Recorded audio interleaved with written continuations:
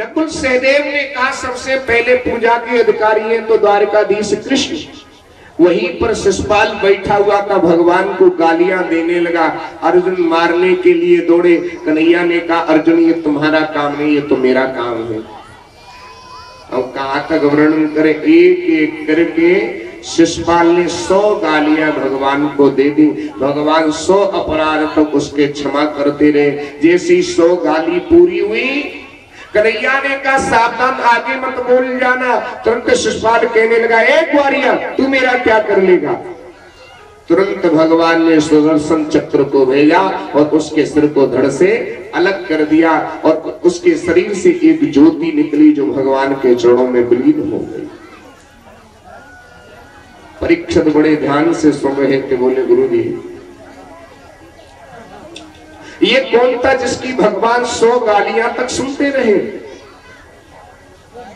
का ये कोई और नहीं था, कन्हैया की सगी बुआ का पुत्र था। जब इसका जन्म हुआ तो इसके मस्तक पर तीसरा नेत्र था। विद्वानों ने बताया कि जिसके शरीर के स्पर्श होते इसका तीसरा नेत्र गिर जाए, समझ लो वही इसका वध करेगा। सब ने अपनी गोद में लिया लेकिन तीसरा नेत्र नहीं गिरा और भगवान कन्हैया के शरीर के स्पर्श होते तीसरा नेत्र गिर गया। तुरंत शिशुपाल की मां सामने आ गई, कृष्ण इसको क्षमा कर देना। कन्हैया बोले बुआ जी कितने अपराध क्षमा कर दो। कहा बेटा जो भी गलती करे तो क्षमा कर देना। कन्हैया बोले बुआ जी मैं अपनी तरफ से 50 गलती भी इसकी क्षमा करूंगा। बुआ कहने लगी और भी क्षमा कर देना। कन्हैया बोले ठीक है बुआ जी मैं अपनी तरफ से 100 अपराध भी इसके क्षमा कर दूंगा। अगर 100 से ज्यादा गलती करे तो उस माँ को भी क्रोध आ गया कि जा फिर तो मार देना। तो जब आज 100 गलतियां हुई हैं, 100 गालियां भगवान को जब दी है तो भगवान ने उसका वध कर दिया है। बोलिए गोविंद भगवान की।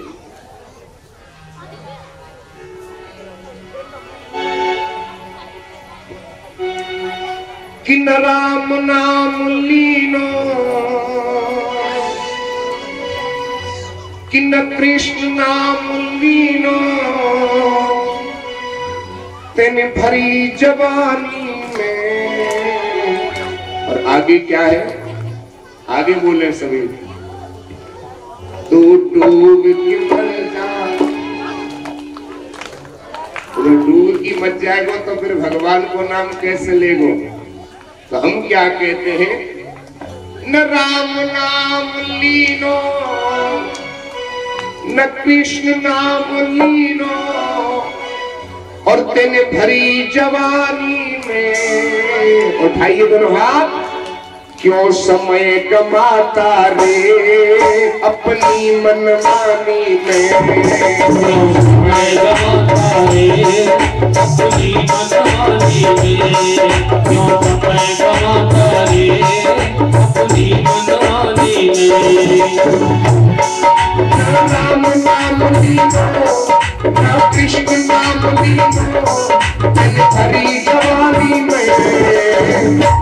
क्यों समय गमाता रे अपनी मनमानी में। क्यों समय गमाता रे अपनी मनमानी में।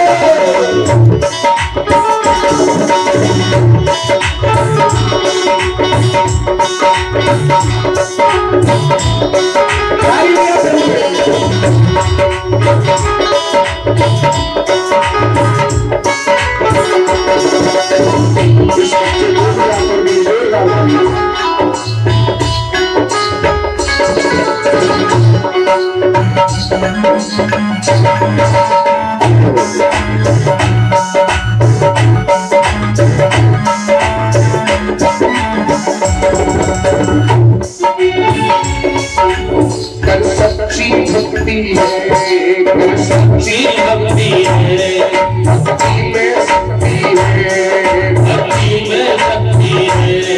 कर सच्ची भक्ति है, कर सच्ची भक्ति है, भक्ति में शक्ति है, भक्ति में शक्ति है।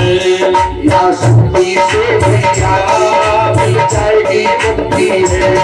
या भक्ति से भैया मिल जाएगी मुक्ति है। या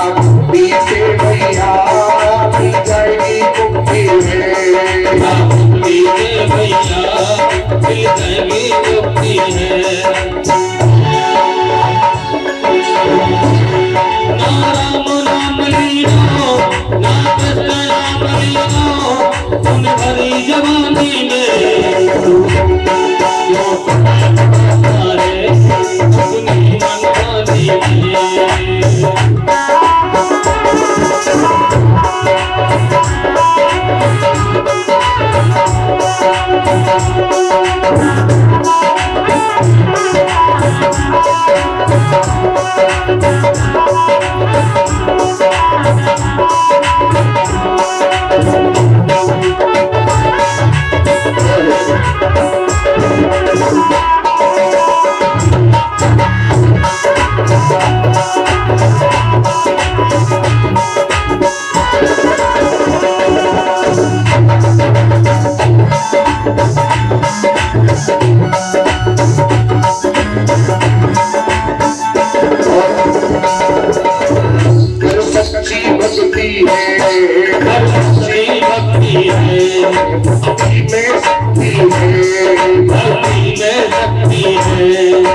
शक्ति से भैया मिल जाएगी मुक्ति है, या शक्ति से भैया मिल जाएगी मुक्ति है।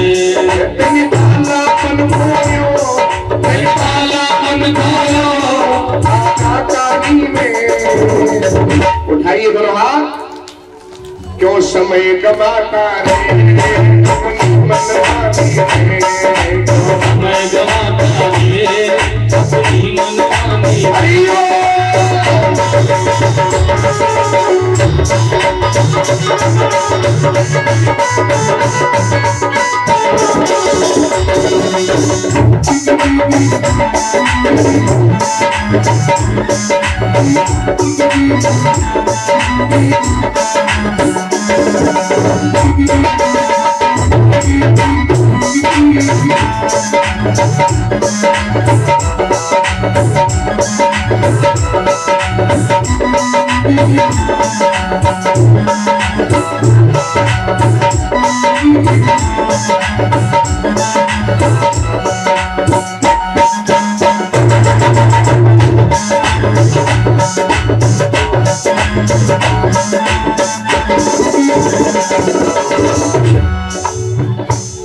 कालायो माटी में, कालायो माटी में, मिल जाएगो माटी में, मिल जाएगो माटी में। कालायो माटी में, कालायो माटी में, मिल जाएगो माटी में, मिल जाएगो माटी में। एक दिन काया तेरी बन जाएगी माटी में, काया तेरी बन जाएगी माटी में, काया तेरी बन जाएगी माटी में, काया तेरी बन जाएगी माटी में। कुछ कमाए नहीं पायो, कुछ कमाए नहीं पायो ऐसी जिंदगानी में, तू डूब के मर जा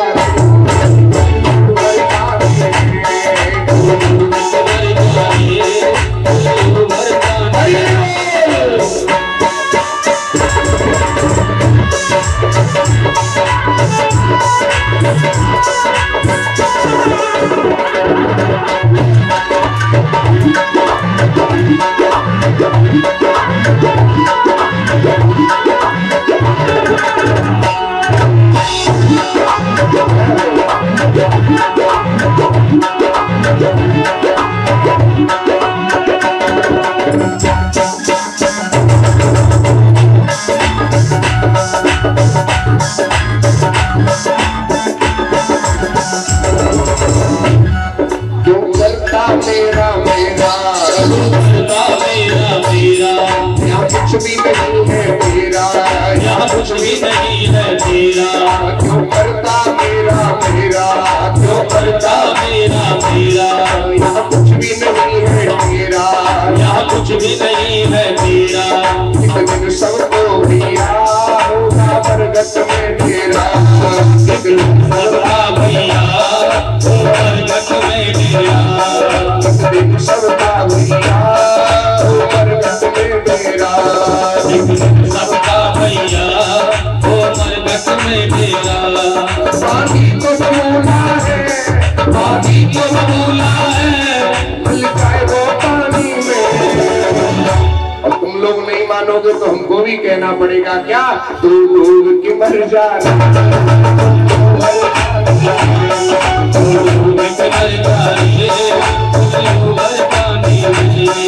राम नाम लीनो, कृष्ण नाम लीनो, हरी जवानी में। उठाइए दोनों हाथ सभी भक्त बिल्कुल सीधे, तू डूब के मर जाना,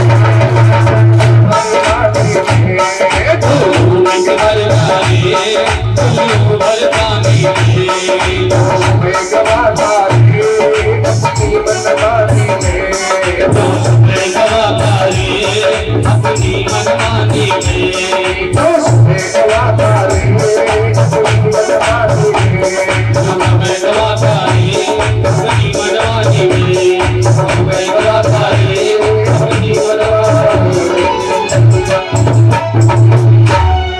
इसलिए कहते कर कमाई नेक वन्ने मुक्त खाना छोड़ दे, और झूठा है संसार सारा दिल लगाना।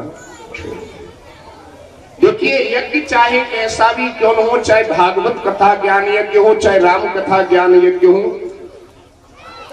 चाहे अश्वमेध यज्ञ हो, यज्ञ में अलग अलग समितियां बनाई जाती हैं, अलग अलग सबको सेवा दी जाती है। देखिए यज्ञ में सबसे बड़ा काम होता है दान का भंडार, खर्च बर्दारी करने वाला। दान के भंडार का काम कन्हैया ने कर्ण और दुर्योधन को सौंपा। क्यों? इसलिए कर्ण और दुर्योधन पांडवों से दुश्मनी मानते थे, तो कन्हैया ने मन में सोचा ये दुश्मन मान करके ज्यादा से ज्यादा लुटाएंगे, और जितना दान पुण्य करेंगे उतना ही बढ़ेगा। दान के भंडार का काम कन्हैया ने कर्ण और दुर्योधन को सौंपा, और भोजन भंडार का काम कन्हैया ने भीम को सौंपा। क्यों भैया? इसलिए जो खुद ज्यादा खाता होगा वही दूसरे को खिला सकता है, और जो खुद ही तो है पूरी खावत होएगो ना, और तीसरे पे कहेगो महाराज जी और लेके आएगा। कल हम भी प्रधान जी क्या भोजन करने गए फक्करपुर, और हमारे धर्मेंद्र जी नए माने फौजी साहब बोले गुरुजी एक एक कचौड़ी और लेनी पड़ेगी, तो हमने कह दी नए मानते तो फिर धद्दे और कहा करे। भाई जो खुद ज्यादा खाता होगा वो दूसरे खिला सकता है। और रसोई का काम कन्हैया ने द्रौपदी को सौंपा, क्योंकि द्रौपदी सबसे अच्छा भोजन बनाना जानती थी। जैसे घर में रिश्तेदार आ जाए तो सास उसी बहू को रसोई में भेजती है जो अच्छा भोजन बनाना जानती हो, और का भूगरिया भेज दे तो ना कटवावे कि ना कटवावे। रसोई का काम द्रौपदी को सौंपा गया, और द्रौपदी को एक वरदान भी था, अक्षय पात्र भगवान कन्हैया ने दिया हुआ था। जब तक द्रौपदी भोजन नहीं करती थी, चाहे कितने भी लोग आ जाएं, तब तक भोजन खत्म नहीं होता था। कन्हैया ने सबको अलग अलग सेवा सौंप दी। कन्हैया बोले मैं भी कोई न कोई सेवा करूंगा। पांडव लोग बोले कन्हैया आप तो बैठे बैठे देखते रहोगे, आप कोई भी सेवा नहीं करोगे। कन्हैया बोले देखो मैं एक ड्यूटी नहीं 2 ड्यूटी लूंगा। कौन कौन सी? कन्हैया ने पहली सेवा कौन सी ली? कन्हैया बोले जितने भी आगंतुक लोग होंगे उनके पैर धुल धुल करके पीतांबर से पोंछ करके यज्ञ में भेजना, ये मेरी पहली सेवा होगी। उनके जूते चप्पल की रखवाली करना ये मेरी पहली ड्यूटी होगी। और हम लोग मंदिर में जाके कथा सुनने के लिए जाते हैं ना, तो चप्पल जूते कहाँ उतारते हैं? जहाँ से ठाकुर जी के भी दर्शन होते रहे और चप्पल जूता भी दिखते रहे। कछु कछु माताएं बहनें तो ऐसी होती हैं अपने नीचे धर के बैठ जाती है। अरे वाह परमेश्वरी हो, भगवान के मंदिर में हमेशा नंगे पैर जाना चाहिए। कहा पहली ड्यूटी मेरी यही होगी, जितने भी आगंतुक लोग होंगे उनके पैर धुल धुल करके पीताम्बर से पहुंच के यज्ञ में भेजना, उनके जूते चप्पल की रखवाली करना, ये मेरी पहली सेवा होगी। और दूसरी सेवा, जितने भी लोग भंडारे में भोजन प्रसाद ग्रहण करेंगे ना, तो उनकी झूठी पत्तल अपने हाथों से उठा करके डालूंगा। हम लोगों को अपनी पत्तल उठाने में शर्म लगती है। एक बात याद रखना भक्तों, जो हमारी झूठी पत्तल या झूठी थाली को उठाता है तो हमारे भजन का, हमारे दान का, हमारे पुण्य का छठवां हिस्सा उसको लगता है। इसलिए हमेशा भंडारा प्रसाद को पाने के लिए जाएं तो अपनी झूठी पत्तल स्वयं उठा करके डालनी चाहिए। अब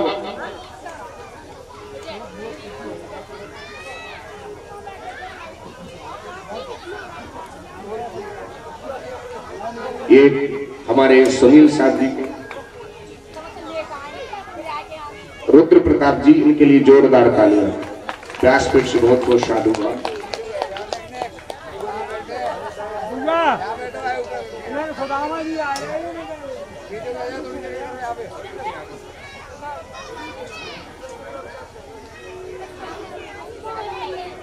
बोली गोविंद भगवान की। मन को एकाग्रचित करें। सबको भगवान कन्हैया ने अलग अलग रोटी दे दी, लेकिन पांडवों ने एक बड़ा ही सुंदर भवन बनाया हुआ था। मैं दानव के द्वारा बना भवन, मैं दानव के द्वारा बना हुआ भवन, वो बड़ा ही विचित्र भवन था। आप लोगों ने देखा है कि नहीं देखा? नहीं देखा किसी ने? इतने लोगों में किसी ने नहीं देखा? अभी हम दिखाते हैं, कितने लोग देखना चाहते हैं? हाथ उठाओ ईमानदारी से। हम कोई कम जादूगर नहीं है, अभी आपको जादू दिखाते हैं। आप हमारी तरफ ध्यान दीजिए, सब लोग बिल्कुल हमारी तरफ ध्यान दें, ठीक है? हाँ, ज्यादा बुरी नजर से मत देखना जो हमें नजर लग जाए। बोली गोविंद भगवान की। ट्रेन में कितने लोग बैठे? रेलगाड़ी में जरा हाथ उठाइएगा। ठीक है, आप स्टेशन पर पहुंचे और आप अपनी ट्रेन में जाकर के सीट पर बैठ गए, ध्यान दीजिए, और आपकी गाड़ी प्लेटफॉर्म पर खड़ी हुई है और बराबर वाली चलने लगे तो कैसा लगता है? जैसे हमारी चल रही है। ठीक है, रोडवेज बस में कितने लोग बैठे? बस में सीट पर बैठ जाना, फिर साइड में देखना तो क्या लगता है? पेड़ पौधे घूम रहे हैं। घूमती कौन है? गाड़ी। 4 व्हीलर गाड़ी में कितने लोग बैठे? ठीक है, पीछे वाली सीट पर बैठ करके पीछे देखना तो क्या लगता है? जैसे सड़क भाग रही है। भागती कौन है? गाड़ी। इसी को मैं दानव का भवन कहते हैं। बात समझ में आ रही है कि नहीं? है कुछ और, दिखाई कुछ और देता है। ऐसे ही पांडवों ने एक भवन बनाया हुआ था, जहां पर दीवार थी वहां दरवाजा दिखाई देता था, और जहां दरवाजा था वहां दीवार दिखाई देती थी। जहां पर सूखा था वहां पानी दिखाई देता था, जहां पानी था वहां सूखा दिखाई देता था। उस भवन के अंदर दुर्योधन ने प्रवेश किया। दीवार को दरवाजा समझ करके आगे के लिए बढ़ा तो सर में चोट लगी। सूखे को पानी समझ करके धोती ऊपर करने लगा, और पानी को सूखा समझ करके जैसे उसने पैर आगे के लिए बढ़ाया और धड़ाम से कीचड़ में गिर गया। सिंहासन पर द्रौपदी बैठी थी, कहने लगी अंधे के तो अंधे ही। दुर्योधन को बड़ा बुरा लगा। दुर्योधन कहने लगा, देख द्रौपदी, तूने मेरा भरी सभा में अपमान किया है ना, तो मेरा भी नाम दुर्योधन नहीं, जो मैंने तुझे नग्न करके अपनी जंघा पर नहीं बैठाया। भक्तों, जीव चाहे तो तुम्हारा सम्मान करा दे, और जीव चाहे तो तुम्हारा अपमान करा दे। जीभ पड़ी है मुख के अंदर, जीभ बड़ी मक्कार, दांतों के फाटक लगवाए, कीने जुल्म हजार, जीव तूने बादर फाड़े कि लाखों घर है। ये बता, जीव में एक भी हड्डी होती है क्या? और डॉक्टर से पूछना, अल्ट्रासाउंड वगैरह जो भी करा करके, जीभ में हड्डी होती है क्या? है? लेकिन जी जीभ इतनी खतरनाक है, हड्डी तुड़वा देते। तुड़वा देगी कि नहीं तुड़वा देगी? एक बार दांतों में और जीभ में दोनों में झगड़ा होने लगा, तो दांत कहने लगे, जी जी हम 32 हैं, कितने हैं? बत्ती से थोड़ा थोड़ा करके काटेंगे, तुम्हारा पता भी नहीं पड़ेगा। तो जीव बोली, अच्छा तुम्हें बत्ती सोने का घमंड है ना, तो हम चौराहे पर जाकर के किसी को एक ऐसी गाली दे देंगे, तुम एक थप्पड़ में बत्ती से बाहर निकल पड़ोगे। खोपड़ी बोली, जी जी ऐसा मत करियो। क्यों? कि जुआ क्या क्या कह गई, देखो स्वर्ग पताल, आप तो कह अंदर गई जूता खात कपाल। कहने का मतलब जीव चाहे तुम्हारा सम्मान करा दे, जीव चाहे तो तुम्हारा अपमान करा दे।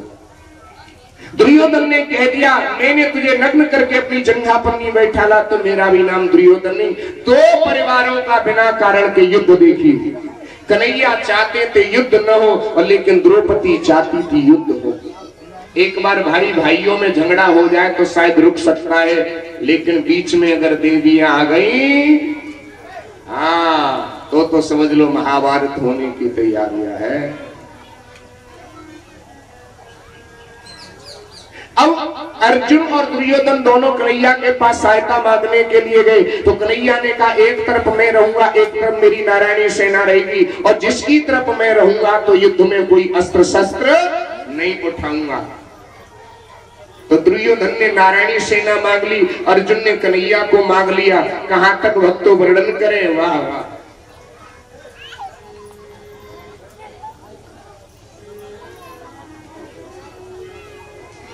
हमारे भक्त वर्ष भी बहुत ही स्नेह रखते हैं।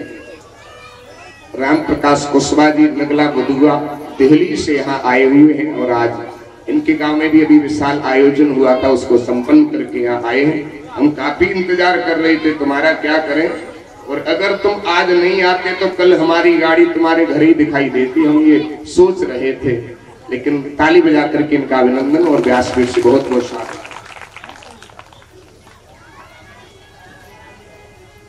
समय बहुमूल्य समय देकर के यहाँ पधारे, बहुत बहुत अभिनंदन स्वागत।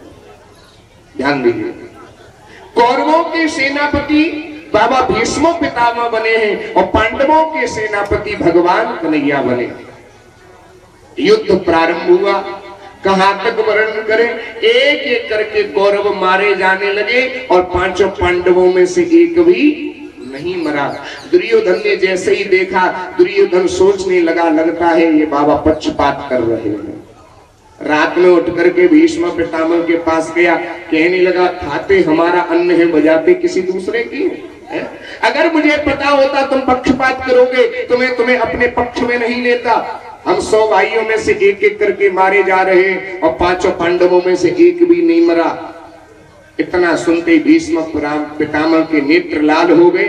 का दुर्योधन तो पांचों पांडवों की मरने की बात कर रहा है, एक की बात कर रहा है। चिंता मत कर, मैं तेरे सामने ये बाण उठा करके रख देता हूं। जब कल का युद्ध होगा तो पांचों पांडवों में से एक पांडव जरूर मारा जाएगा। और पांडवों की प्रतिज्ञा क्या थी भक्तों, एक भाई जिस चिता पर जलेगा उस पर पांचों जल करके राख हो जाएंगे। लेकिन एक काम करना,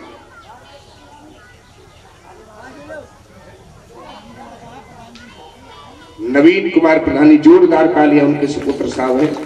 अच्छा जब प्रधान जी कम न आए तो फिर भाई छोरा का ही कम पड़ेगा, जोरदार तालियां इनके लिए। अब जो मौजूदा प्रधान है भैया, इन्हीं को प्रधान बनाइयो आगे चल के, ठीक है। बहुत बढ़िया आदमी है, ईमानदार आदमी है। हाँ, बोली गोविंद भगवान की। एक काम करना दुर्योधन, जब मैं रात में भजन करने के लिए बैठूं तो अपनी पत्नी भानुमति को थोड़ी देर के लिए पानी भैया ने बंद कर दे।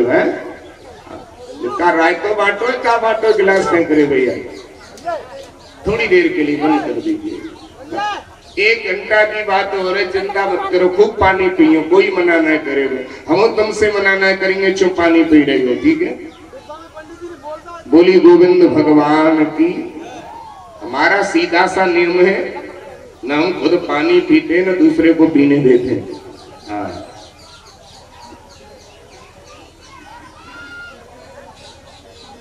अपनी पत्नी को भानुमति को वही देना। अगर मैंने उसको अखंड सौभाग्यवती का आशीर्वाद दे दिया तो तेरा बालवा का भी नहीं होगा। और यही बात भगवान कन्हैया को न जाने कैसे पता पड़ गई। कन्हैया रात में उठे और कन्हैया ने एक नारी का भेष बनाया है और सुंदर नारी का श्रृंगार किया और लंबा सा घूंघट लगा करके भगवान कन्हैया वहीं पर पहुंच गए जिस कमरे में देवी द्रौपदी और मां कुंती सो रही थी। सोती हुई द्रौपदी के पैर के अंगूठे को पकड़ करके भगवान ने खींचा है। द्रौपदी की नींद खुली। कौन? कन्हैया ने कहा द्रौपदी सोती रहोगी तो तुम्हारा भाग्य भी सुनता रहेगा, चलना है। द्रौपदी बोली कहां? बाबा भीष्म पितामह के पास। किस लिए? आशीर्वाद लेने के लिए। द्रौपदी बोली कन्हैया आधी रात में? हाँ, भानुमति से पहले पहुंचना है। और द्रौपदी चुपचाप आशीर्वाद लेकर के लौट करके चली आना। बाबा के सामने कुछ बोलना मत, क्योंकि तुझे बोलने की आदत है। अगर बाबा तुझको पहचान भी ले, पूछे तेरे साथ कौन आया है, तो बस यही कह देना मेरे साथ मेरा नौकर आया है। द्रौपदी ने कहा कन्हैया मैं आपको नौकर कैसे कह सकती हूँ? अरे द्रौपदी चल तो सही कम से कम। द्रौपदी ने कहा कन्हैया कम से कम मेरी सास की तो आज्ञा ले लीजिए। सोती हुई कुंती को जगाया। कुंती से कन्हैया ने कहा बुआ जी मैं द्रौपदी को कहीं लेकर के जाना चाहता हूँ। कुंती ने कहा निसंकोच ले जाइए, मुझे कोई संकोच नहीं, क्योंकि कन्हैया तेरा और द्रौपदी का जो रिश्ता है वो बड़ा ही पवित्र बहन भाई का रिश्ता है। मत तो कहां तक वर्णन करें। द्रौपदी को लेकर के भगवान कन्हैया वहीं पहुंचे हैं और बाबा भीष्म पितामह से मिलने के लिए। लेकिन भीष्म पितामह से मिलने के लिए 7 ड्योढ़ियों को पार करना होता था। पहली ड्योढ़ी पर जैसे भगवान पहुंचे हैं, द्रौपदी से कहा द्रौपदी अपनी चप्पलों को उतार करके यहीं रख दीजिए। द्रौपदी ने तुरंत चप्पलों को उतारा और अंदर प्रवेश करने लगी। तुरंत कन्हैया ने द्रौपदी की चप्पलों को उठाया और पीतांबर में लपेट करके बगल में दबा करके एक लंबा सा घूंघट लगा के कोने में खड़े हो गए कि खुद तो बाहर ही खड़े रहे, भीतर भेजा पांचाली को। यतिवर बाबा के चरणों में जाकर के अपना सर रख दो। द्रौपदी अंदर गई। द्रौपदी ने क्या देखा कि अर्धरात्र की बेला में भीष्म की लगी समाधि थी। मन पर प्रणों में लीन हुआ। उस जगह में कोई व्याधि थी। द्रौपदी ने जाकर सिर रखा चरणों पर, भीष्म पितामह के चरणों पर। देखूं कौन झुका? बाबा भीष्म एकदम चौंके कि देखा एक सदवा नारी है, चरणों पर शीश झुकाती है। उसके तन की रंगीन साड़ी सदवापन को दर्शाती है। तुरंत आशीर्वाद दे दिया। आशीर्वाद मुख से निकला सौभाग्यवती रहे तू बेटी, सौभाग्य तुम्हारा अचल रहे, सिंदूर से मांगन खाली हो। वरदान देता हूँ बेटी तू वीर कुमारों वाली हो। द्रौपदी ने जाकर के कहा बाबा प्रणाम करती हूँ। बाबा ने कहा अखंड सौभाग्यवती भव। दोबारा से फिर से कहा बाबा प्रणाम करती हूँ। बाबा ने कहा अखंड सौभाग्यवती भव। तीसरी बार कहा बाबा प्रणाम करती हूँ। बाबा ने कहा अखंड सौभाग्यवती भव। चौथी बार फिर कहा बाबा प्रणाम करती हूँ। बाबा ने कहा अखंड सौभाग्यवती भव। 5वीं बार फिर कहा बाबा प्रणाम करती हूँ। बाबा ने कहा अखंड सौभाग्यवती भव। 5 बार क्यों मांगा जी? क्योंकि 5 पति थे। और द्रौपदी से कन्हैया ने मना किया था, लेकिन द्रौपदी बोल गई, कहने लगी कि कल और आज कुछ और कहा, तुम सत्यव्रती कहलाते हो। मेरे 5 पतियों में से एक भी पति मारा जाएगा। आशीर्वाद बाबा तेरा सच्चा कैसे कहलाएगा। हाथों की मेहंदी रहने दो, साड़ी का रंग उड़ाओ ना, सिंदूर जो मेरी मांगों का बाणों से उसे उड़ाओ ना। जैसे इतना कहा, अब आया होश पितामह को, हाथों से माला छूट पड़ी। प्रभु चरणों में लगी हुई चित चोर समाधि टूट पड़ी। बोले बेटी इन प्रश्नों का उत्तर पीछे देता हूं। एक बात खटकती है दिल में, हैरान है जिसने कर डाला। बतला बेटी वह कहाँ छिपा तुझे इस जगह लाने वाला। द्रौपदी तुझे इस जगह लेकर के कौन आया है? द्रौपदी बोली बाबा मेरे साथ मेरा गोपाल भैया आया है कि मैं भी तेरे गोपाल भैया को देखूंगा। द्रौपदी बोली आप मत देखिए मेरा गोपाल भैया। अरे कौन सा गोपाल? अरे वो गाय चराता है न, वही मेरा गोपाल भैया है। भीष्म पितामह समझ के कोई और गोपाल नहीं, वही टेढ़ी टांग वाला गोपाल है। तुरंत कह दिया कि बूढ़ा होने को आया है, अब भी छुट्टी नहीं चोरी, नित नहीं किया चलता है तुझसे चोरी मुझसे चोरी। कि पुत्री तुमने मेरे कुल को महापवित्र है कर डाला। घर का नाम उजागर दो ही चीज करती है माताओं बहनों बंधुओं, कौन कौन? या तो घर की बेटी या घर की रोटी। घर की रोटी से पता पड़ जाता है ये गरीब घर से आई है या अमीर घर से आई है। गरीब घर से आई होगी तो थोड़ा सा घी कम लगा होगा, और अमीर घर से आई होगी तो दाल सब्जी में भी घी पड़ा होगा। और घर की बेटी से पता पड़ जाता है ये कैसे कुल खानदान की है। जो अच्छे कुल की होती है ना, हाँ, वो आराम से रहती हैं। और समझ ले वो जो तुरंत थोड़ी सी कोई बात नहीं, तुरंत मम्मी आज समझी ना बनी।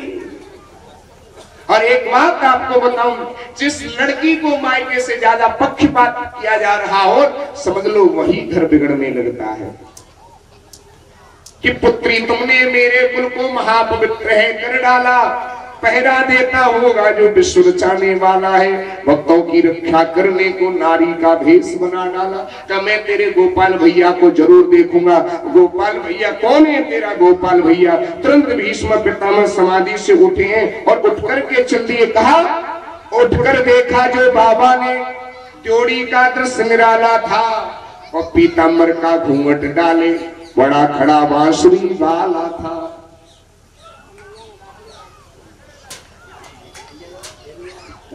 ये कन्हैया जी जोरदार तालियां इनके लिए।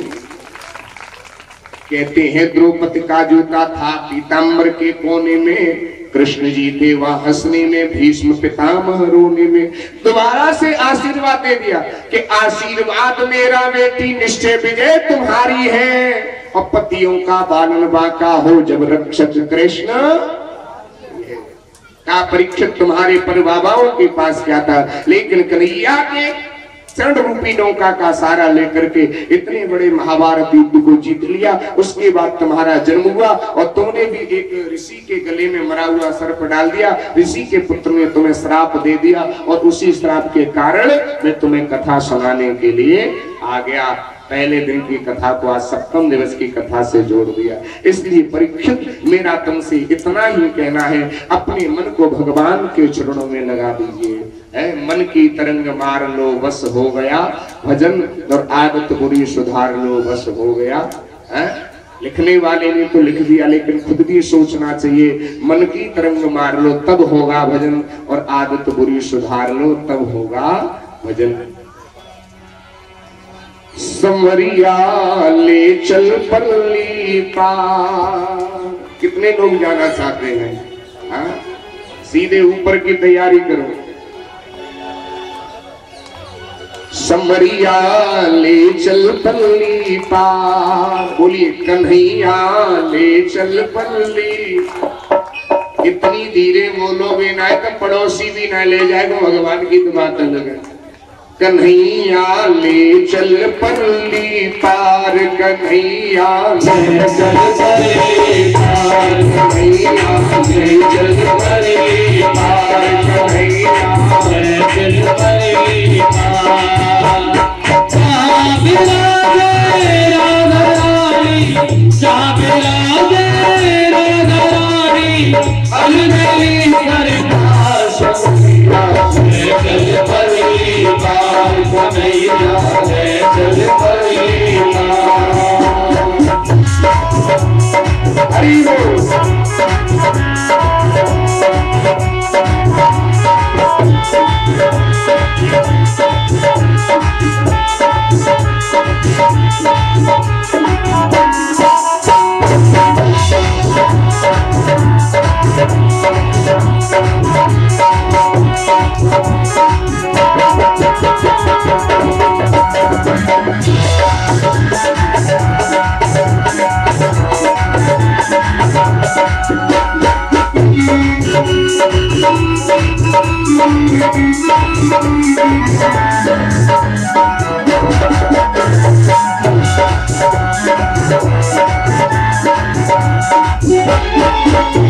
गुण अब गुण सब तेरे अर्पण, गुण अब गुण सब तेरे अर्पण, पाप पुण्य सब तेरे अर्पण, पाप पुण्य सब तेरे अर्पण, ये जीवन धन तेरे अर्पण,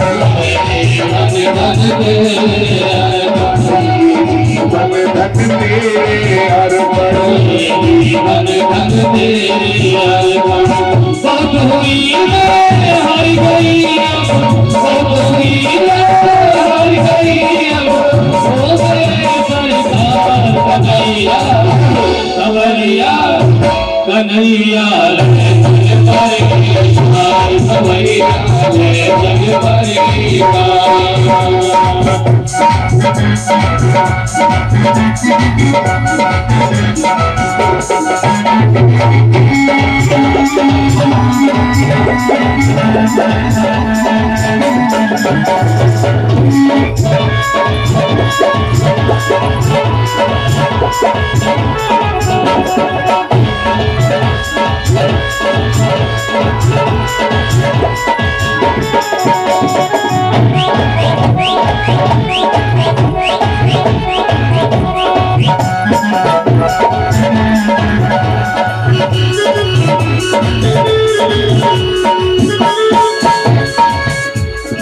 तेरी आस लगा बैठी हूँ, तेरी आस लगा बैठी हूँ, सच्चा शील दबा बैठी हूँ, सच्चा शील दबा बैठी हूँ, अपना आप लगा बैठी हूँ, अपना आप लगा बैठी हूँ, अपना आप लगा बैठी हूँ, अपना आप लगा बैठी हूँ, आंखें फूल सजा बैठी हूँ, आंखें फूल लगा बैठी हूँ, सामरिया में तेरी रागिनी, सावरिया में तेरी रागिनी, सामरिया में तेरी रागिनी, तू मेरा मल्हार कन्हैया, कन्हैया कन्हैया कन्हैया ले